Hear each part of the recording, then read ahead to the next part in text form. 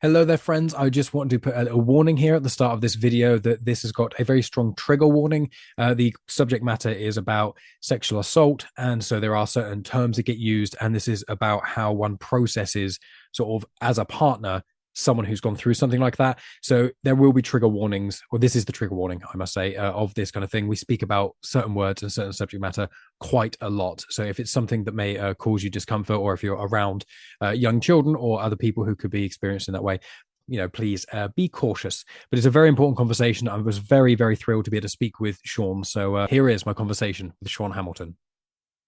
So, I am here today with a gentleman who has worn many hats, figuratively and literally, because if you're watching the video version, you can see he's actually wearing a hat right now. But he has done many different things in his life in a variety of different ways. And his passion is really something that I noticed comes through in other conversations I've listened to. And you see his body of works, and it is just, there's a lot of self-determination in a lot of what he's done. So I'm pleased to show to you Shaun Hamilton. Good sir, please tell people who you are in general. It's quite an existential question, but delve on in. Let us know why you're here, what kind of things you want to talk about. Oh, well, I really appreciate the opportunity to come on and speak to your audience and get to know you a little bit better. So again, like you said, I've kind of worn many hats in my life. And one in particular is being a partner to a survivor of sexual violence, which is kind of like the main body of work that I kind of have found myself pursuing currently. And it wasn't something that I was like, as a kid, I was growing up just passionate about and was like, oh my gosh, I can't wait to, grow up and write a book about this and talk about a subject that combines two areas in which people are so afraid to talk about in our culture, which is sex and trauma. And we're going to combine those into the phrase sexual trauma. And I'm going to go out there and be a straight white male in a most divisive era of human history and have these difficult conversations. But it kind of fell in my lap, to be honest. It was one of those things that it was just a calling that came across, that it was this kind of merging of all of these different life experiences that happened that I just couldn't ignore any longer. And, just different moments that kind of pieced together from my life's experience, from the first time that, when I was 15 years old, kind of getting over a trauma of my own, meeting my first girlfriend in high school, falling in love for the first time, kind of having that coming of age story in that, so to speak, but also having this dark cloud of what she had gone through as a young girl and the child abuse that she suffered and the intimate partner violence and the multiple times that she had been raped, kind of before our relationship, having all of that bubble up to the surface in the middle of this kind of first experience of love and this first relationship. It really left me feeling like very confused, angry, an incredible sense of emotion, because a lot of the complexity of that relationship, a lot of the reasons that I believe we kind of drifted apart emotionally and physically until the relationship kind of deteriorated, was a lot due to the fact that there was this recovery process that was kind of happening, a little bit below the surface, but also like in our relationship. And, and it was just something that I was left with. And I ended up, kind of writing a song about that, trying to get over some of that feeling. I turned to music to try to process the traumas that have kind of happened in my life. And that was one of the early ones. And kind of flash forward, and I'm, thousands of miles away from my hometown. And I get out of the Navy. I meet this woman where we've been friends for years. She's really awesome in my life. She's a great friend. And we decide, hey, we're going to try and, stop the online dating kind of horror show that exists out there. And we realized we had a lot of the same values and a lot of the, we were really interested in each other. We sat down one night and decided, hey, let's make this a thing. Let's give this a shot. And 2 weeks out after we decided that, she got sexually assaulted by a friend of hers, quote, a friend, who turned out that he had sexually assaulted multiple women in the friend group. And she decided she wanted to be the last one. And so at the very beginning of our relationship, there was, again, this emotional distance. And I was kind of left with these feelings of, like, here I go again, like this is something that was really traumatizing when I was a kid. And there was a lot of unresolved feelings that were then now coming back up in me. A lot of fear, a lot of, kind of animosity, not only around the issue and around this guy who's like harmed this person that I care about, but also this fear of losing this relationship, this fear of almost an abandonment kind of thing, that I felt like, oh my gosh, I'm going to get pushed away out of this relationship because of just the emotional trauma and the physical trauma that's happened here. So there was a lot going on there. We get through the recovery process. I'm with her kind of shoulder to shoulder in the trenches of this recovery process. And, we go to the court system. We file criminal charges. We file civil charges, and we're trying to get a restraining order, a sexual assault restraining order against this guy, trying to bring to light all of these other past crimes that he had committed against all of these other women. And we're going through this process because that's what society says that a survivor of sexual violence is supposed to do in order for the just general public and the court system to believe and to validate the experience that they've had. And as a guy that's, just shoulder to shoulder, seeing this, getting to see the re-traumatization that happens to a survivor as they go through this legal process, this kind of cold-hearted place that exists that we're supposed to go get justice from, and to be let down on so many occasions, to have the lawyers just plead out him having to have a sexual assault restraining order on him to be more of a domestic violence restraining order, so he doesn't have to register as a sex offender, or, the criminal court, the King County Prosecutor's Office in Seattle, just dropping the case against him when 6 and 7 other women have come forward to file these charges.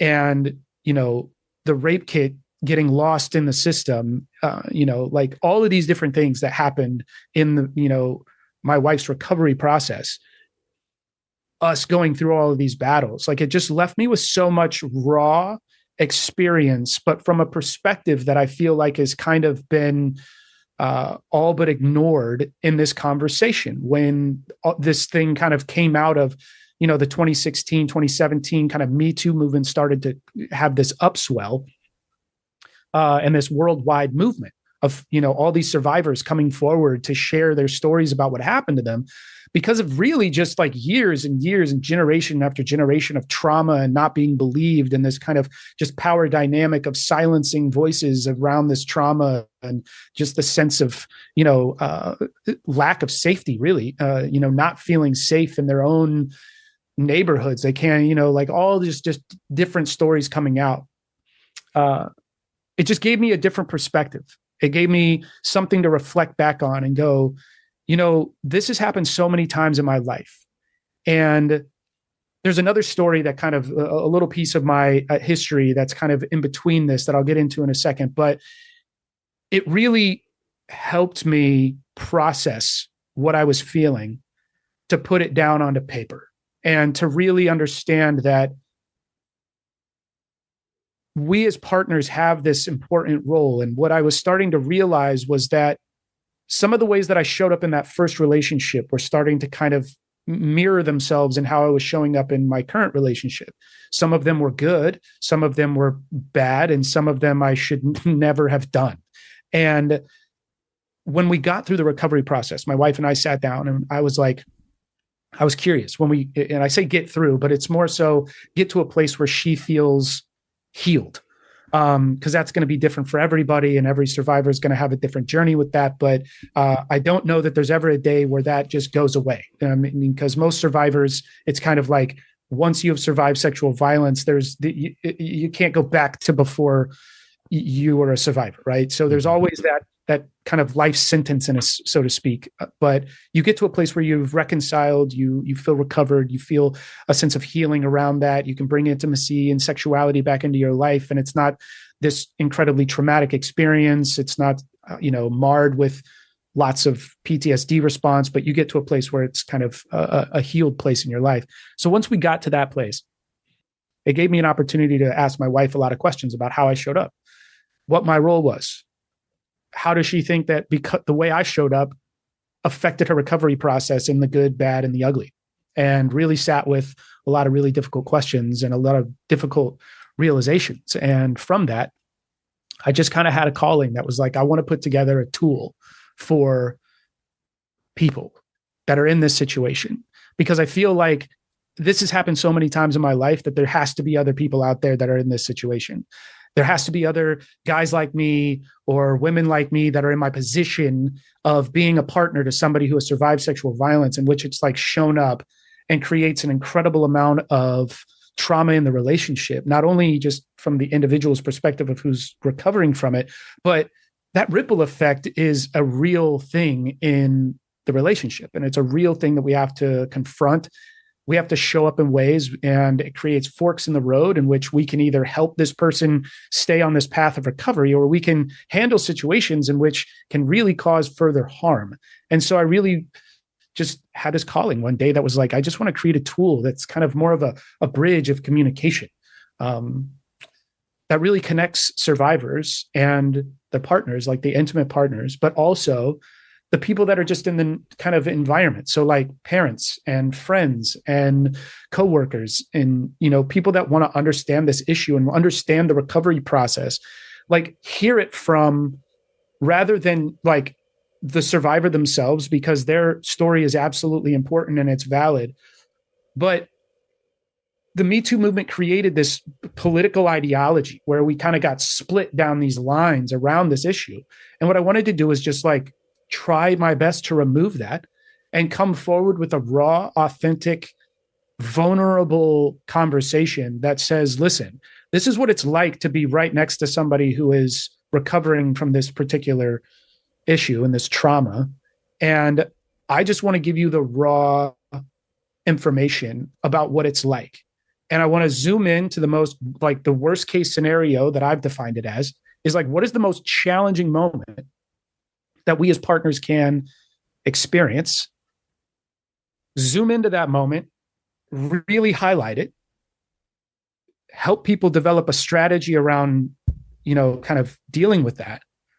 And then talk about the issue from a more broad perspective so that people get a little bit more of the conversation, so we can build a bridge of communication and try to help people out of suffering as much as possible. And so that's really where this kind of calling came from, was just the experience of it, as well as kind of seeing the conversation get steered away into this world of like he said, she said, political ideology, political camps, rather than the real raw like pain in the trenches and the experience of what it's like to recover from it. And I think if we give people that story and we start inspiring others to come forward, then maybe we can create a wave of not only survivors coming forward to tell their stories, but we can create a wave of people, parents and loved ones and partners, to talk about what it's like to be near somebody that's recovering from this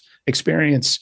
Because I think that reflection will help us as a society truly stop for a second and pay attention to how bad this problem really is and how widespread of an epidemic that sexual violence truly is in our world.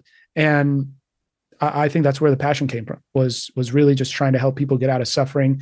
And I think identifying that we really need to address and understand how bad this problem is like one of the first steps. Mm-hmm.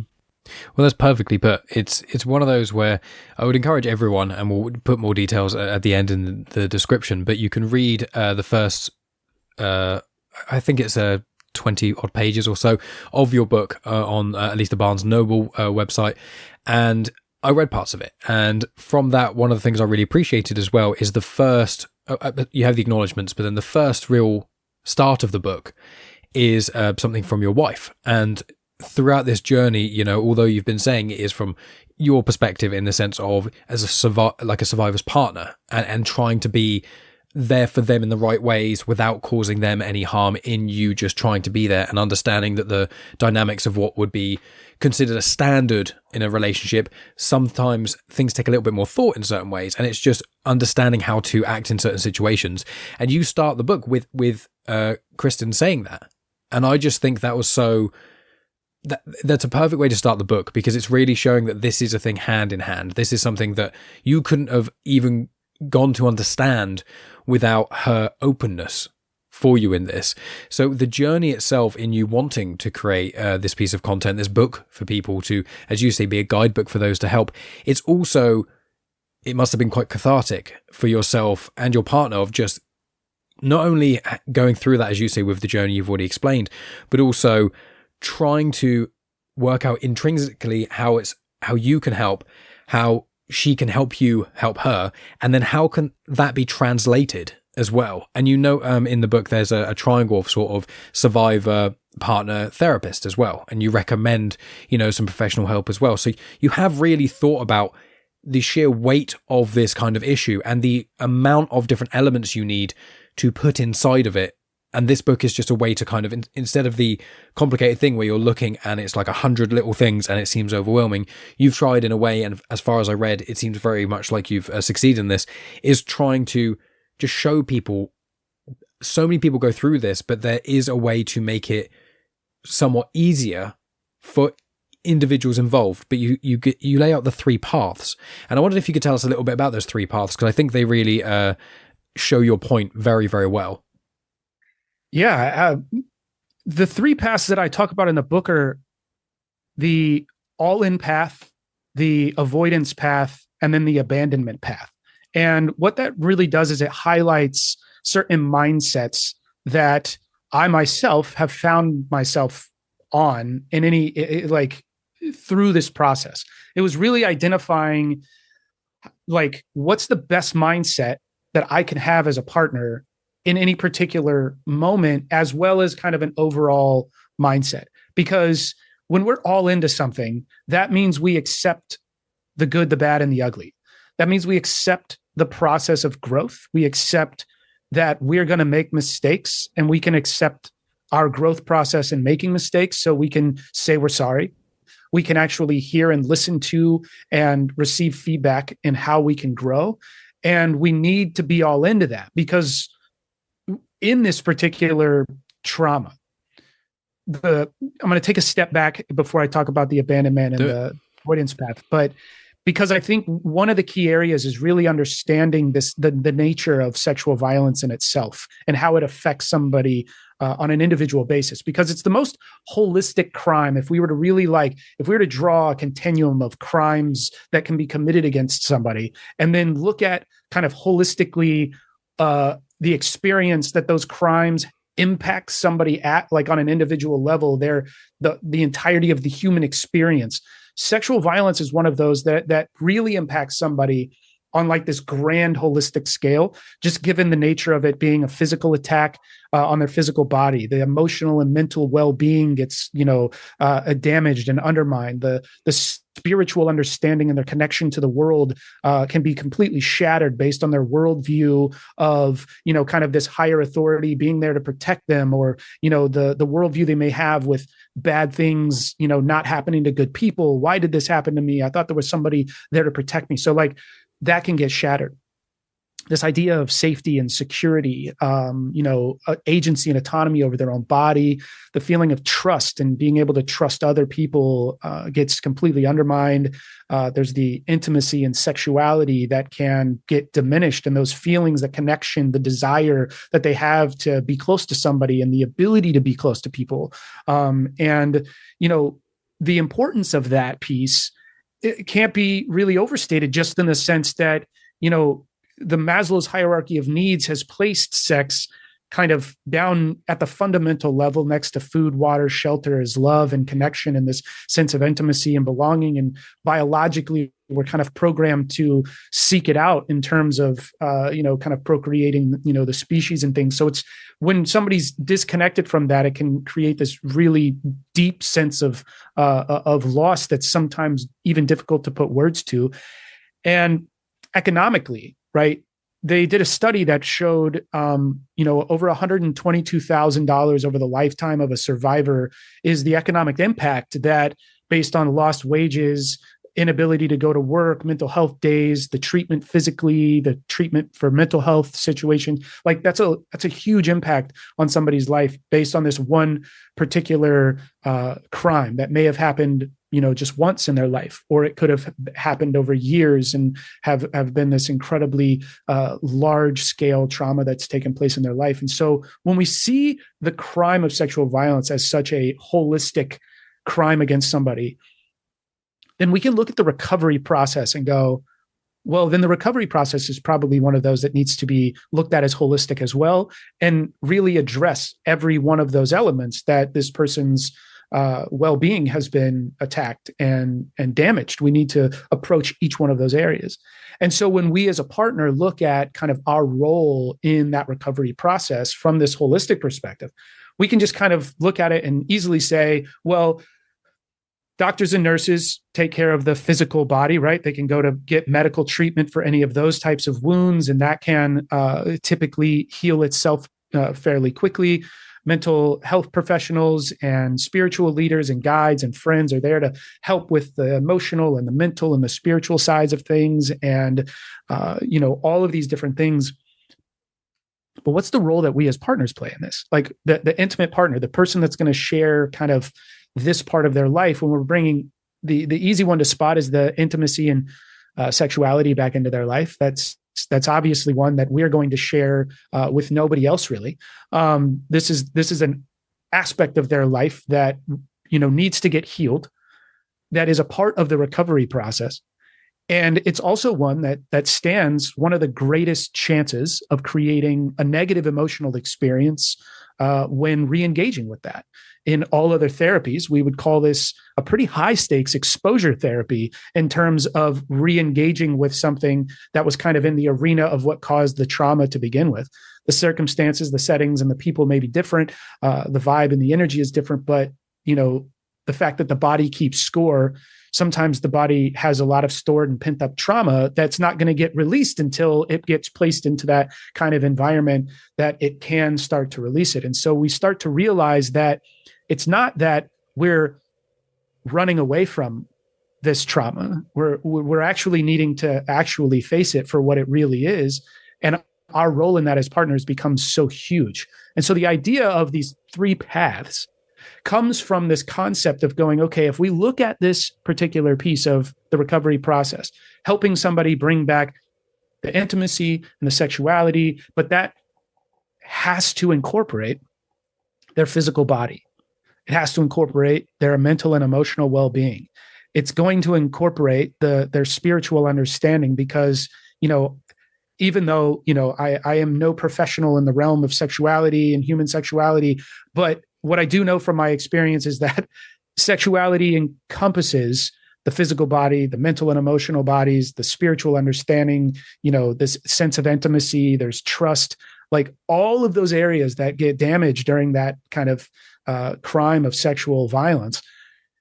Well, all of that comes into play when we start to re-engage with intimacy and sexuality. So there's this huge level of responsibility that then starts to present itself. So as partners, we have to really understand those paths that we could take. We're either all in terms of what we're about to face, because we don't really have a crystal ball that lets us know, oh, this particular sexual experience is going to go completely off the rails and they're going to have a PTSD reaction. And what we once thought was going to be this passionate moment and kind of pursue this orgasmic bliss is on a dime going to change. And now we're in this dark space where they're, pushing us away, rolling over, the emotional distance and physical distance. They're in tears, right? Like there's real trauma being processed in this particular moment. And it all happens in the flash of a second. And we're having to navigate our emotional reaction in this moment, plus make space for their emotional reaction that's taking place in that moment. It becomes what I call in the book, the worst case scenario, is like, it's this Olympic level emotional intelligence test that we don't get prepared for. We're just thrown into the deep end and go, here, manage your own emotions and your emotional swing from taking this one cluster of emotions, which is sexual activity, that creates this like overwhelming abundance of really good everything that we're trying to pursue from a biological and spiritual level. We're like, reaching towards the heavens, basically. And all of a sudden, boom, we've been cast down in a matter of a second. And now we're in this incredibly dark, deep hole of trauma. And we're having to navigate that literally in the span of like seconds. And those swings of emotions are an incredibly intense moment. And yet we're not given the soft skills. We're not given the education. We're not therapists, for the most part. We're not trained professionals. And yet we're having to navigate one of the most high stakes exposure therapies that I think exist on the planet in terms of like trauma recovery. And so it's the mindset of these three paths. We're either all in, or we're going to avoid our responsibility, which can ultimately lead to further trauma in the sense that a negative emotional experience happens and we go, you know what, this isn't my responsibility. I don't need to, deal with your feelings right now.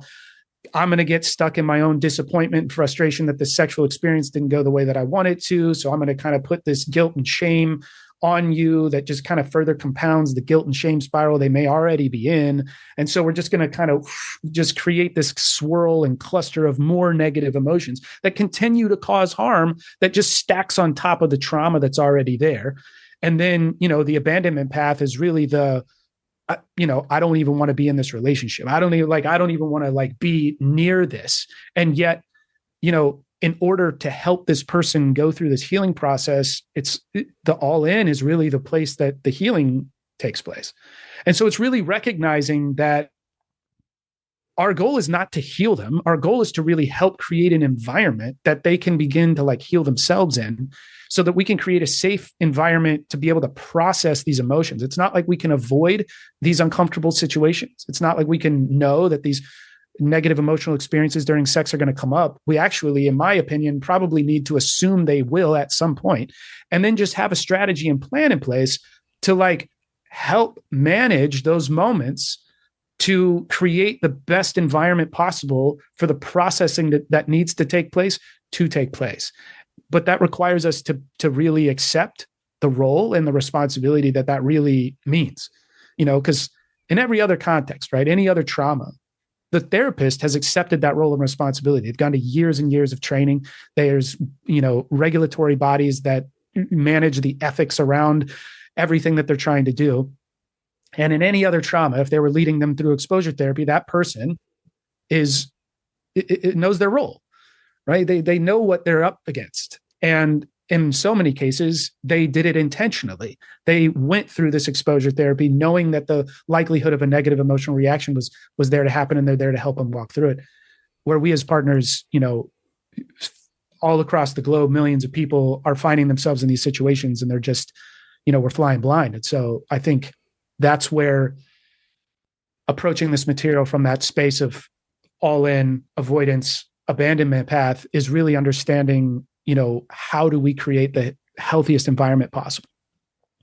Very well put. And I myself have been in relationships with people in the past who have gone through some degree of sexual trauma. And I think, as you've put in this conversation thus far, one, if you think you don't know someone who has experienced sexual trauma, it's likely that you know several people. They've just not spoken about it, which obviously because it's a very traumatic and difficult thing. But the amount of individuals who have experienced some kind of that is absolutely staggering. It's horrendous when you delve into it. I myself know several people, a variety of different ages, who've experienced a variety of extremes of those kinds of assaults and things. So it is one of those things where not only do we not know in ourselves if something happened to us, if we were sexually assaulted, how one processes that, aside from punish the person who did it and, for a very reductive, unhelpful term, get over it. That's basically the only thing we really know. And then to take it one step further than that, not only is if someone goes through that, other people around them, especially those who are the closest to them, who will, in most situations, go through some degree of intimacy with them, especially, and spend a lot of time with them, especially in their most vulnerable places, they're the times that these triggers can strike, and they're the times which we wouldn't know what to do. And I've found myself in the past, more so when I was a teenager, because I've been with my partner Megan for several years now, but when I was younger and I was dating women who were experiencing these things, it was a difficult place to navigate, because I myself, especially at that age, was trying to find myself and also was trying to figure out interactions with a partner while they're also going through something. And different women that I've been with, I've known about the degree of the trauma in different amounts. But I have found that when they have been receptive to having a more open form of communication when I'm receptive to doing it in the right times and in the right ways and on their terms, rather than trying to push and force. As you say, you kind of let them heal around you, and whatever they want to share or help you get over with and things like that in their own time, is all in that communication. You have to really learn from them and just be exactly what they truly need, and often not what you actually want. A lot of partners, and I think a lot of, there's a very broad stereotype in things, but in just to humor me in this, the majority of men I know in relationships have a mindset which is meant to be helpful, but can often be problematic, which is the problem fixer.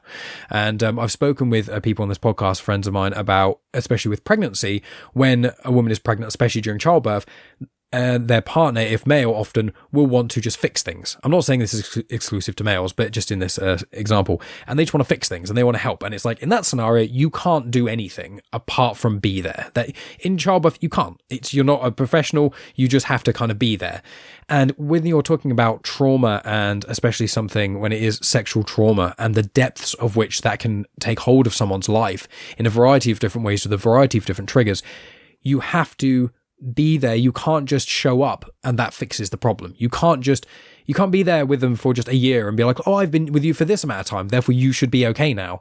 It's a very difficult place to navigate, and it can be a make or break in some relationships, because some individuals may find that it's their fault that their partner isn't healing enough, and their partners may feel like it's their partner in a reverse way. There's so many different ways. And I think the core thing that you've very eloquently put is it's about communication and understanding. And it's if they can be at the forefront of your mind, and if they can be the driving forces in the healing process, and in a wider sense, in a relationship you are fostering with this individual, if you can keep those as the main cause, over time, there will be trials and tribulations. There will be times it won't always work out. But if they are the main thing and you put those first, and what your partner needs first, you can go through with that. And I think that your guidebook basically so eloquently puts that forward with very well written and well thought out methodology, which I really appreciate. Oh, thank you for that. No, I couldn't agree more with how you just like reiterated that point. Was, just speaking to this environment, right, that we create as partners, and it helps me be conscious of really the environment that I create in all aspects of my life in any setting that I'm in, but especially around, healing and recovery. And one of the things that I talk about in the book, I give this kind of anecdotal story, kind of talking about this point. When we think about physical healing, it becomes like, if we're healing from a physical injury, it becomes a little bit easy to really spot how much the environment supports or hinders a recovery process, right? So like, if you and I break our leg and we're recovering from that, versus somebody that's like a professional athlete breaking their leg and they're recovering from that, we can easily spot the differences in our healing environment versus that professional athlete's healing environment, from the medical care they receive to all the aftercare that they're going to receive to, just the environment of people there to help them, just get from one place to another, take their medications, get them water and food, help them go to the bathroom, versus like maybe our environments, we live in a second or third story apartment building, we don't have a lot of people around us to help us in that space. So, we may be putting our physical injury into an environment that potentially could cause more damage and create a longer span of time for that healing to take place. It's easy to see that from a physical space.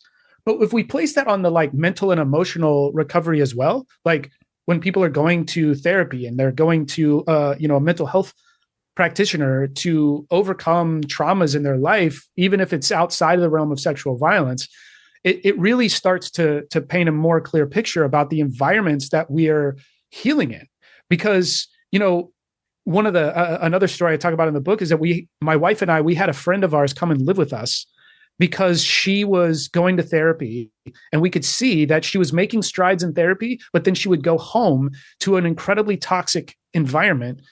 And it would like, she would take 1, 2 steps forward in therapy and then take 3 or 4 steps back when she would go home, because she would go home to a place where her and her mom had a very contentious relationship, and it would further the traumas that she was trying to work on. And so she was never able to like really make the progress and strides that she could have made elsewhere. So we actually allowed her to come and live and stay with us as a roommate for, 3 years, so that she could have a healthy and safe healing environment. And she made incredible strides to be able to now live on her own and get gainful employment, and really pursue a life that my wife and I feel pretty confident might not have been possible had she stayed in that one particular unhealthy environment. And so it really just kind of paints a picture about showing up and how we're showing up as partners into this environment that somebody is healing from sexual trauma. And if we are an intimate partner, meaning we come to the relationship with expectations about intimacy and what that means, and sex, and physical touch, and emotional energies, and how we're showing up in an environment with our own emotions and our own traumas and our own baggage and stuff like that. And once we're conscious of, oh wait, if we come home from work and we're super angry, well, how is this person that's healing from this trauma, whether it's sexual violence, or maybe it's a domestic violence situation, maybe it's a intimate partner, like there's all sorts of different traumas. It just starts to get us to think about, well, what is the environment that not only are we creating for somebody else to heal, but what's the environment that other people are creating around us for us to heal? And it really starts to kind of paint a bigger picture about the importance that these environments play on the work that we're doing. Like if we're going to therapy and get out of therapy to come home to an environment that's toxic and doesn't allow us to heal, well, it changes that perspective a little bit. And we go, oh, now we can kind of place it on ourselves and go, oh, I'm that person that's creating an environment around this person who's healing from something incredibly traumatic. So how am I showing up? Like when they tell me about, a trigger they had or something I've said, what is my reaction in that moment? And it just starts to really inform how we show up in these different moments. And then, especially in those moments where we're like actually engaged in sex and something goes wrong, like we can really think about the just environment we influence on a, kind of a daily basis. Yeah. And I like that in the book as well, you illustrate some of these environments in a more micro sense, because obviously where you're speaking about environment, you're talking about in very loose terms. It can be the house you live in, it can be work environments, it can be the kind of being in your area vicinity. So many different layers to environment. But with your book, you go into specific, you give examples that are very open and very honest. And I very much, as an individual who likes to foster places of honesty where possible, speaking about something that's so traumatic for your partner, but also something that's so, vulnerable for you.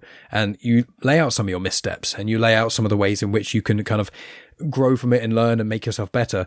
So with the book itself, what I want to ask about is the process of writing it. Like, if you don't mind me asking, how long did it kind of take you to write this kind of book, and what other experience have you had in writing, like the process? Because obviously writing, for example, a fiction book is quite linear in a lot of ways. So it's very much like, I've got a story in mind, I've got a vague idea of the start and the end, a couple of cool characters, let's do that, and then when it comes to a strictly non-fiction book, it's purely research, and it's, XYZ. So when it's this book that's is a non-fiction book, but it is also a part of your real true life story and your partners and how you go across that, how was it putting something so open about yourself and so clear in writing and in words? Because it's quite an impressive feat to do.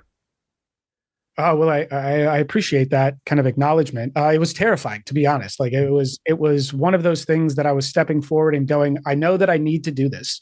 But it's a scary thing to do, because, it took me 5 years to write this book, because of the fact that a lot of it was kind of peppered with my own recovery process. And so, you were right in the beginning. You said it was a cathartic experience, and it was in a lot of ways. It was very, it helped me kind of overcome a lot of challenges that I faced. It allowed me to reflect on some of my accomplishments and a lot of the growth that took place. But it was also a very re-traumatizing experience, because I would write about, something really bad that happened to my wife or to a friend of mine or to, just somebody in society in particular, trying to really grapple with how am I finding my voice in this, right? Because one of the things that I feel like it was really terrifying about it was that I am writing this book at a time, and obviously the title, suggests I tried to find a title that would tell people what this book is about without really, you know, creating the trauma right out of the gate, right? It's like, if I just used words like rape or sexual assault, it's like obviously like, whoa, like that to a survivor that can be traumatizing, and to, the rest of the public, they're kind of like, I don't really want to approach that at all. It doesn't make it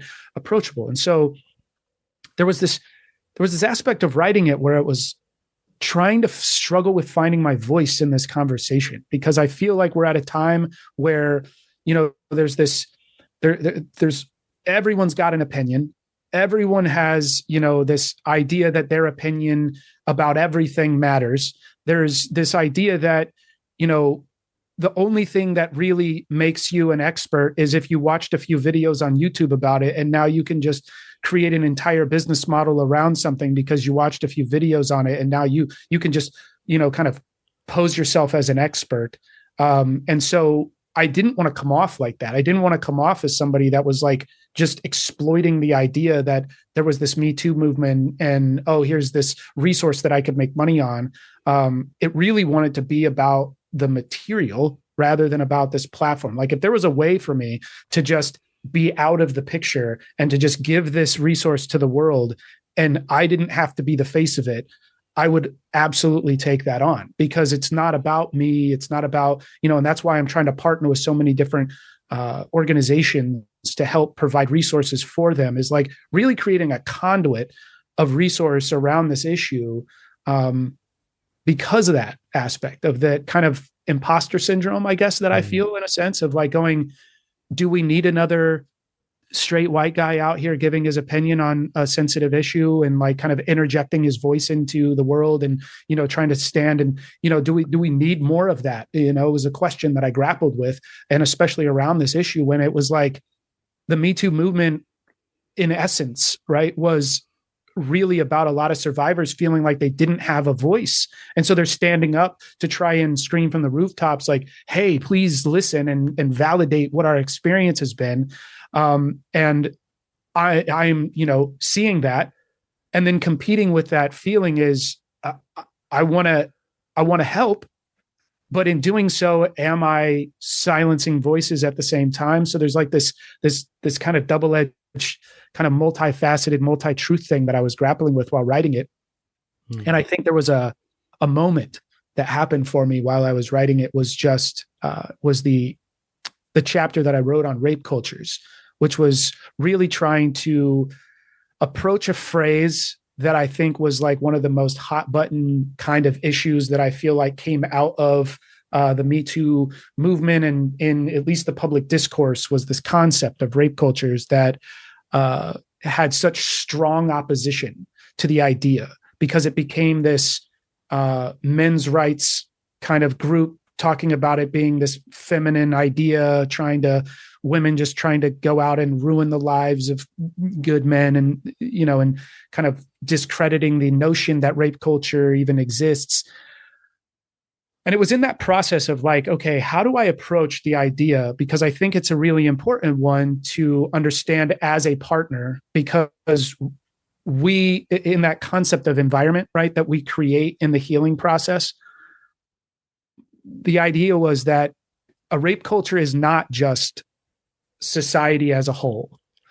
A rape culture is also the environment within a home. Because if, looking at this issue and looking at sexual violence, you have to like break it up into all these little different pieces, because it's not all the same, right? Child abuse is different than intimate partner violence, which is different than college, sexual assault, which is different than, the power that's being used by Hollywood executives to, control actresses. It's all just this different environment, right? Where, the Aziz Ansari's story, the comedian, his story is different than Harvey Weinstein's story in terms of the impact and the effect and the dynamics. And so if we don't create nuance, it's really challenging to kind of have these conversations. And so I was looking at that when I was writing the rape culture chapter, and it helped me realize that, oh no, my voice is needed here, because I could find this lane of experience that I had as a partner that gives me so much more, I guess leverage might be the wrong word, but it's more so like credibility, because I'm coming at it from a place that's just like, let's try and reduce the amount of trauma. But in doing so, we have to educate ourselves. And so if we understand the environment that we create to help our partners heal, then really understanding what a rape culture could be within the context of a home, then we can actually start to address what the concepts that make up a rape culture is as well. And it helps us define the role.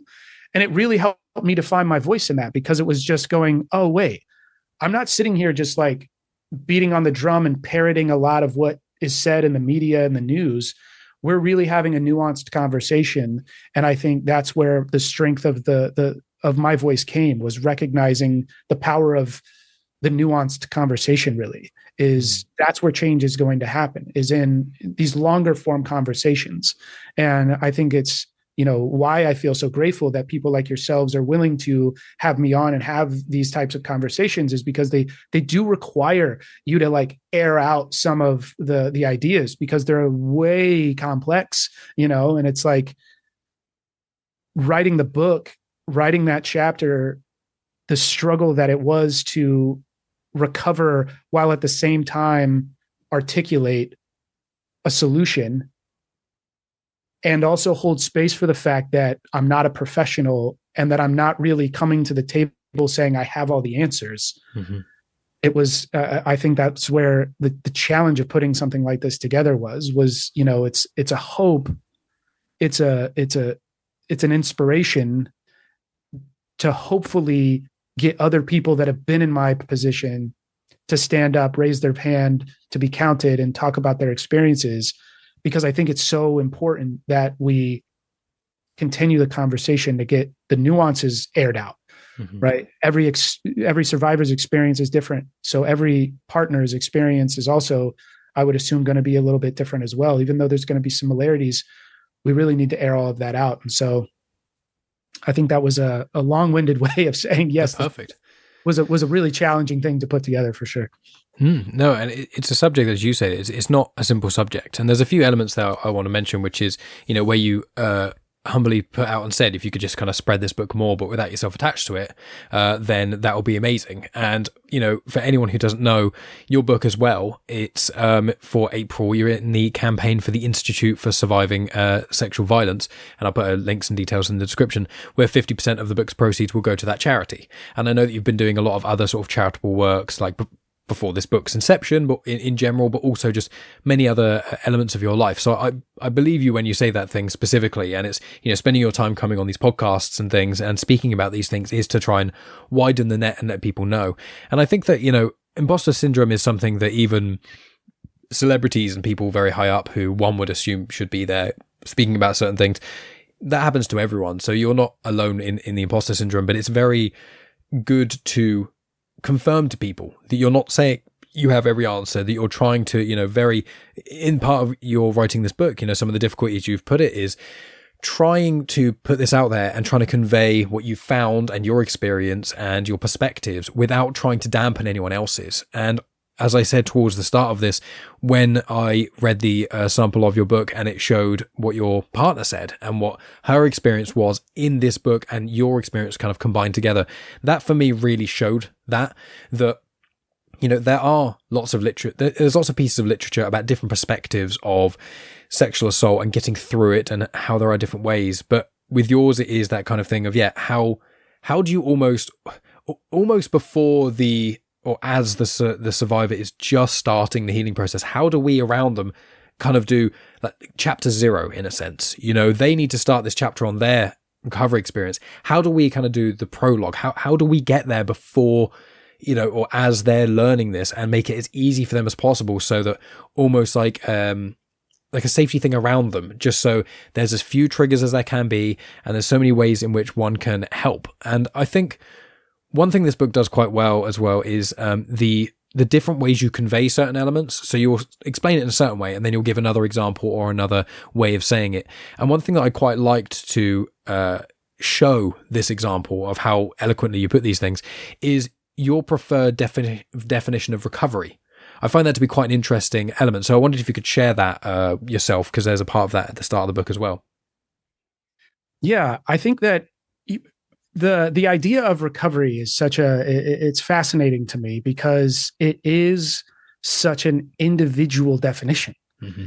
Like, we, as a society, I feel like we've organized a lot of our whole reality around creating one size fits all answers to things, so that we are all operating off of, the same reality. So we're not, we limit the shared reality conflicts that can arise when we're operating from different definitions. But what I find really interesting about recovery is that it, in so many ways, means so many different things to each individual. And it's something I think that, especially in my research for this book, just really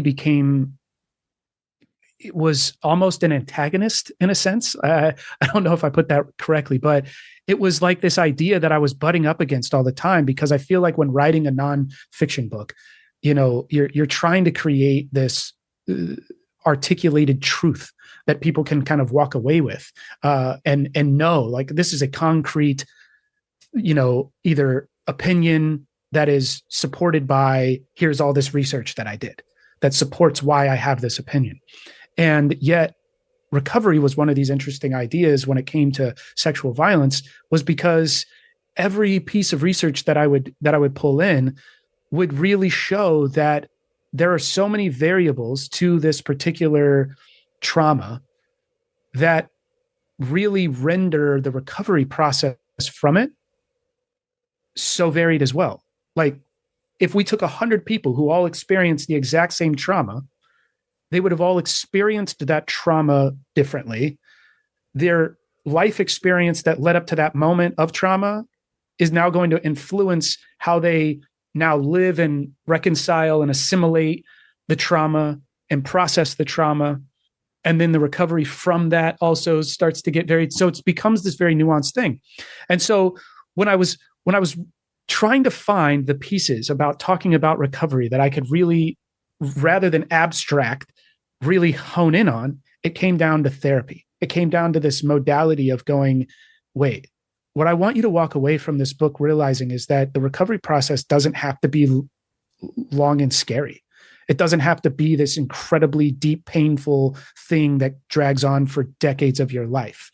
Because watching my wife and I recover, it was this dance between those three things that I put at the very beginning of the book, which is the survivor, the partner, and the therapist, which is really more so a team of therapy in that sense. And, the partner being the not only the intimate partner, but, the colleagues and friends and family, like, kind of incorporate this kind of trifecta of healing in the sense. And what I realized was that having this dance between people who are trauma informed in your life and effective therapy modalities, such as, the reason that I'm so excited to do this whole event with the Institute for Survivors of Sexual Violence is because that's an organization that was founded by the founder of rapid resolution therapy, which is one of the therapy modalities that my wife has used multiple times in her life to recover from a number of different things. But one of the major ones has been sexual violence. And to see how quickly that therapy modality works is, it's a miracle in itself. And it's something that I believe, I will scream from the rooftops until my dying day. When I look at the kind of industry of mental health, a lot of it is, there's a conflict of interest if we're really honest with it, right? If we're really honest with therapy, there's a conflict of interest from an institutional side to the, patient side. The amount of money that can be made keeping people in therapy their whole lives is a conflict in terms of the reduction of trauma, the reduction of pain and suffering that somebody can be in. And I feel like the reason I resonate so much with the idea of recovery being so quick is because rapid resolution therapy was designed to literally create the shortest path from suffering to recovery that I think exists. And it was designed by somebody who has that same mentality, that he's trying to work himself out of a job. And he created something that he gives to the world. And it's such a powerful tool for people. And so it was like when creating this tool, talking about recovery, it was just one of those pieces that I just wanted to bring to the world and shout from the rooftops was recovery. While it is varied, and it will be varied for each individual's experience of what that means for them, there is a path to walk that I believe we can, almost like the childhood game Chutes and Ladders, where we could like create little shortcuts on the path, right? We can create this little ladder that you can get further down the road in your recovery process by implementing these strategies and implementing these therapy modalities into your life, because ultimately, the sooner we can reduce the suffering, the faster we can get back to living a really fulfilled and happy life. Yeah, and it's one of the notes I had down, which was a rapid resolution therapy. And was I right in thinking that since the experiences that Kristen has had with this doctor, she has gone into training to be able to help people in that same fashion with the rapid resolution therapy? And also, I know that she's done a TED Talk. Were those two things related as well? They were, yeah. So she did a TEDx talk in 2013 about kind of this drastic recovery that she got from rapid resolution therapy. She had been a patient of the Mayo Clinic for over 2 years. She was suffering seizures up to 9 times a day. She was in a wheelchair wearing a helmet. She was kind of afraid she was going to die at any minute because she was suffering narcolepsy and Tourette's syndrome and dystonia, like just basically a complete neurological breakdown caused by traumatic grief because her sister had been killed by a drunk driver. And so this, she was a patient in the Mayo Clinic and they had no idea what was going on for over 2 years. And it wasn't until she got in to see Dr. Connolly, the founder of Rapid Resolution Therapy, for just 1.5 hour session. And she's been seizure-free and symptom-free ever since that one session. And so when she kind of just had this, almost miraculous kind of healing in that one particular case where, everything that the doctors and nurses have been trying to do just made her symptoms worse, she gets in for this one session of this particular modality and boom, she's been seizure-free ever since. She immediately went to train under him because she was like, this is my purpose in life, is to give people the same kind of recovery that I've been able to achieve here. And so, for the last 14, 15 years, she's been a rapid resolution therapy facilitator. She's now, training, hundreds of other therapists all over the world to be able to provide this type of modality to others. And yeah, it's again, it's, she went and gave a TEDx talk. They allowed her to get on stage and talk about it. It's got 1.5 million views. Like, I mean, it really is one of those things that has brought so many people to the path of healing.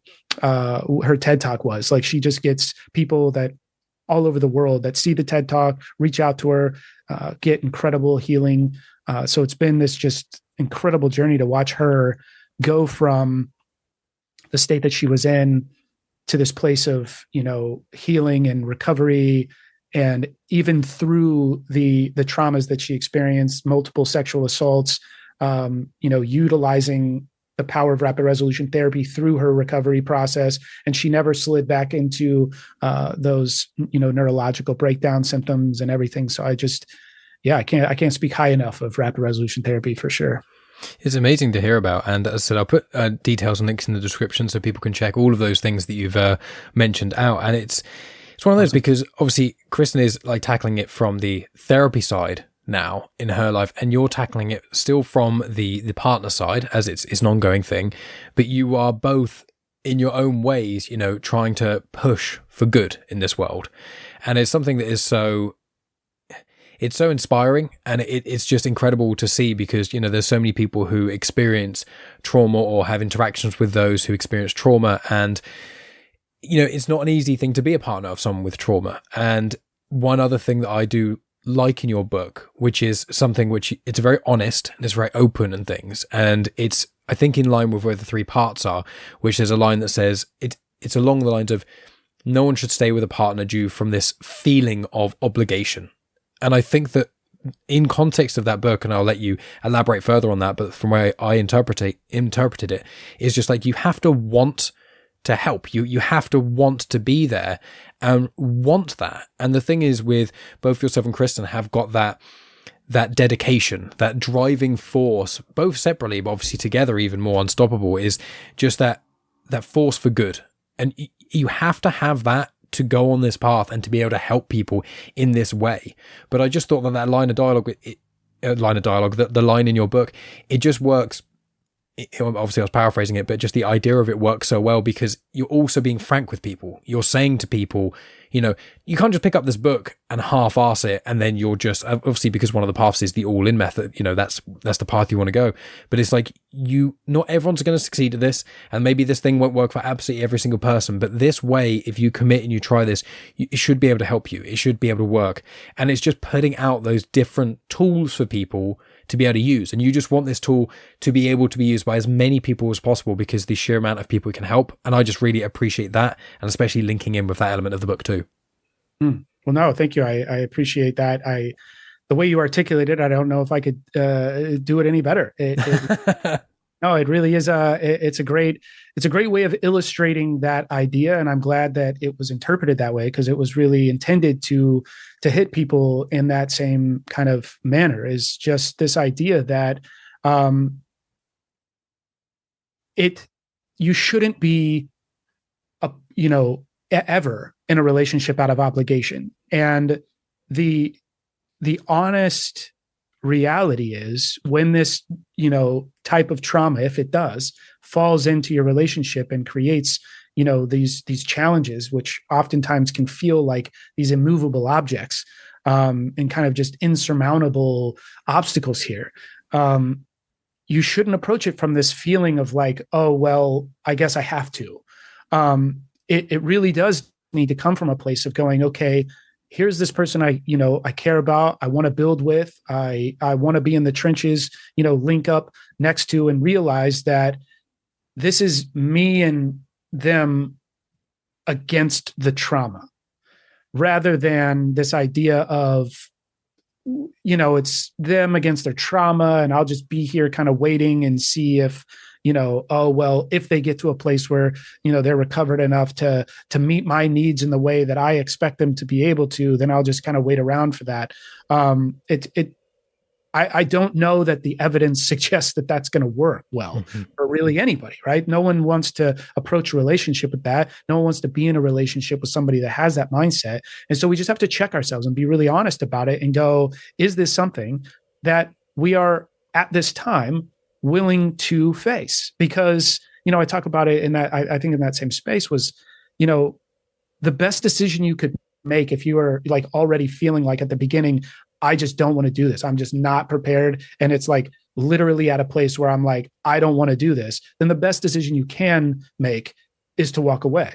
Because to be somebody that's just there out of a sense of obligation, to be there out of just some, sense of, well, this person was here, I want them, and I want them to be meeting my needs, or, any other sense of kind of, psychological, attraction thing, it just creates an environment that I don't think anybody is going to be happy in. And it provides kind of this, I guess, a fertile ground for more trauma to continue to just exist. And I think that, yeah, the best course of action is to make a hard decision in that moment. If you're feeling like, oh, well, I'm going to be here out of a sense of I have to be, I don't know, that's a mindset that's going to help be the most successful. And if we can move towards that place of going, I want to be here, I'm here with you, right? It kind of came from that sense of like military background, where it was like, I'm not, sure, I may have joined out of this big abstract idea that I want to serve my country, but the day in and day out really becomes, I'm here to, help the person next to me, right? When I was on a submarine, it was like, I'm studying right now. I'm learning everything I can about this submarine. I want to be able to take immediate actions because I know in the event that something catastrophic happens, it may be my responsibility to save 130 other people. And those are the people that I care about. They're the ones that are here right now with me going through this particular situation. And it's that mindset that's like, I'm in this relationship with this person and we have this challenge that we need to face. And yes, it may be their challenge to face as an individual because they're the ones having to do all the heavy lifting, but we as a partnership have to face this if we are going to get through it. And I think just showing up as a teammate and is really, really important.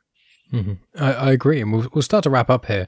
And there's other couple of little points regarding your book, which was a sort of line that you say, or at least me paraphrasing, is that it's a progress-driven process. That's how it is. It's not necessarily one size fits all. As you said at the start of this conversation, it's holistic, it's bespoke. What you're kind of doing is you're giving people the tools and not quite the rules, but guides of how to maneuver in certain situations with an individual who's experienced this. It's not, if your partner won't do this, you do this and they will, because that's the complete wrong way of doing anything. It is just the environment, as you say, and it's a process. It's just every day trying and hoping that today the amount of triggers or trauma or things like that are lower, and how comfortable they are is just increased or the same. And it's just, if you have those slips, it will happen, but trying to stay, above it, trying to get through it. And there's also a thing I wrote down, which is like a pain feedback loop, which is something that I think links in with what you were just saying as well, which is if you're not there and you're not wanting to help and you're not really putting 100% into it and you're not wanting to help your partner, then you may end up actually causing more harm. And then it'll be this kind of negative loop where they're not doing the things you want them to do. And because of that, you're being less receptive to things they need. And then that makes it worse. And it goes, and it's all just about a long process, long term being in air quotes, because as you say, it wouldn't have to be decades and decades and decades, but it's not a tomorrow you wake up and things are fine. I'll read this book, I'll follow it for a week and then done. It's not like that at all. And I think most people would realize that nothing really in life is like that. There's no simple, quick, easy fix. And I once again appreciate your frankness, your openness and honesty, and just being with this book in itself and with this conversation of just trying to help people best you can without it trying to be a way of you saying you have all the answers, and just really yourself and your partner being just a force for good. And I just love so many of the elements that you've shared in this conversation and in that book itself. Oh, thank you. I really appreciate that. And I will just second everything you just said about that being a process of progress and really just being patient with that process. And ultimately, it's not about perfection. There's no real 100% right way of doing this. It's really about approaching it with that mindset of growth and, and patience, and realizing that, if everyone in the situation is approaching it, doing the best that they can, then that's what we, that's all we can ask. And as partners, that's what we have to show up and do, is going, are we doing our best? And are we learning from the mistakes we make? And can we prevent some of the mistakes that we could have made by preparing ourselves beforehand? And I think that's really the ultimate message of the book, is to really, just try and be as prepared as possible. And then just know that along the way, we're going to have to, forgive ourselves for some of the mistakes and learn from those. Incredible. So it's been a delight speaking with you. Please tell people all the ways that people can find you. Obviously, repeat the name of your book, your social media plugs. I will also throw in there that I want to put a link in the description for the song that you released under Lord Hamilton called "Stop Being a Slave to Fear." I think it's a really good song. If it wasn't, I wouldn't mention it. But I genuinely think it's really, really cool. So I want people to check that out, as well as the book, as well as you on social media, and to help you in any sort of other events or things you're involved with and creative processes. And there's a graphic novel series that you're starting to work on as well, all kinds of things. So you probably won't be able to remember it all, because I also just threw a lot of things at you. So just say what you can. I'll put everything else in the description, and sort of final things that you want to say and any other plugs, and we'll start to wrap up. No, I just want to say thank you again for this opportunity to come on and kind of have this conversation. It's been an absolute pleasure to get to know you. And Yeah, I think people can find all of what you've just talked about on ShaunHamilton.com, ShaunHamilton.com. It goes in the About page, talks about, the song that I wrote is that song that you mentioned was a song that I wrote when I was 18 years old. After that was something I had mentioned at the very beginning, was a song that I wrote trying to process and deal with a lot of what my first relationship had been kind of marred by. This dark cloud that had been over my relationship was all the trauma that my first girlfriend had gone through. And it was just a way of me processing that, was to write a song kind of telling her story. And that song is actually, when I, on the About page, it kind of goes in and talks about a little bit of talking to high school students. And this was before the book, before my wife and I were together. I was using that song to go in and talk about gender violence. And so it's kind of it's just been a life's calling, I guess, to kind of be out there doing this work. And this is just another part of it. So you can learn about that at ShaunHamilton.com. Again, you can buy the book, When Your Partner Says #MeToo, Your Role and Responsibilities in Their Recovery Process. The links are there. It's on Barnes & Noble. It's on Amazon. And you can kind of follow me on Instagram if you'd like, at Real Shaun P. That's RealShaunP on Instagram. Yeah. And then just, reach out and be a part of the conversation, join the community, really, because it's just trying to collect a bunch of like minds and, kindred spirits that want to go out there and make as much good happen in the world as we can. Like you said, if you want to buy the book, during this month, it would be greatly appreciated. We're kind of launching a campaign to get to #1 on Amazon during the week. The day of action here in the month of April is based on the fact that it's Sexual Assault Awareness Month, and the day of action is the 5th. So from the 5th to the 12th, basically that 7-day window, we're trying to get everybody who wants to buy the book then. But the entire month of April, proceeds are going to the Institute of Survivors of Sexual Violence to help provide free therapy for survivors. And so all of, anytime you purchase a book, you're going to be given money towards, therapy and survivors and any kind of organizations on the deck plate. But if you hear this in time from the 5th to the 12th, we'd really appreciate it, because we're just trying to, get Amazon to help promote us. So this topic is difficult to get the big tech companies to be friendly towards. And so we're trying to hack the system. Mm-hmm. So if we could have any and all help in that space, we greatly appreciate it. So thank you again, Mike, for having me on. I really appreciate this opportunity. No worries at all. It's been delightful to have you. And everyone just check out details in the description. Please follow Shaun and support wherever you can. And I'm sure we'll speak to Shaun in the future on this very show. But just thank you so much again for listening, and we'll speak to you soon.